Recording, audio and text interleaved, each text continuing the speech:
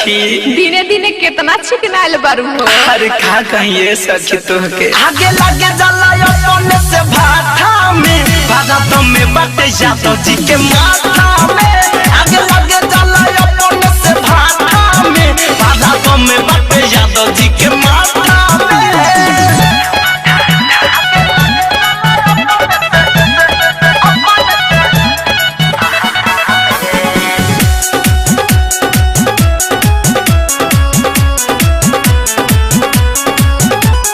ससुरा में सुख बड़ा मिलता रोज रोज पलंग भी लहता।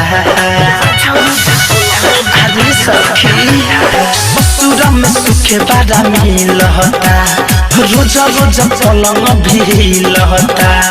दिन पर दिन गोराता देहिया गगरी जवनिया के डोलता। याद नहीं आवे मोरा यार के कमी नहीं होला कोनो प्यार के। मिले लगा स्वाद पियला पे सखी खाता हमें। अरे पाउच वाला अरे ना हो सखी अरे रात भर अपने से मोथेल। आगे लगे जला अपने से भाटा में भारत में बटे यादव जी के माथा में। आगे लगे जला अपने से भाटा में भारत में बटे यादव जी के माथा में।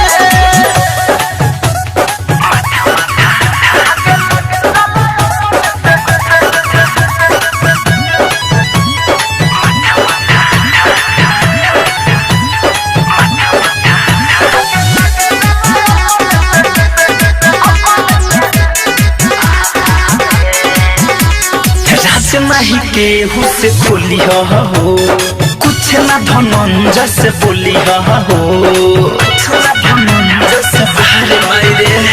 राज नहीं केहू से खोली हो कुछ ना धनंजय से बोली हो। राइटर दिनेश मरदा करदा कर देता हो ही चोलिया हो। चले जब कम छा छा के मन कर छोड़ दी भटल रहा के। जना पे जौनिया अभिनव चंदन का में। आये सखी आ नमकीन लागेला कि सादा पूरा पिए लुकी आधा। अरे पूरा हो आगे लगे जला अपने से भाटा में भारत में बटे यादव जी के माथा में। आगे लगे जला अपने से भाटा में भारत में बटे यादव जी के माथा में।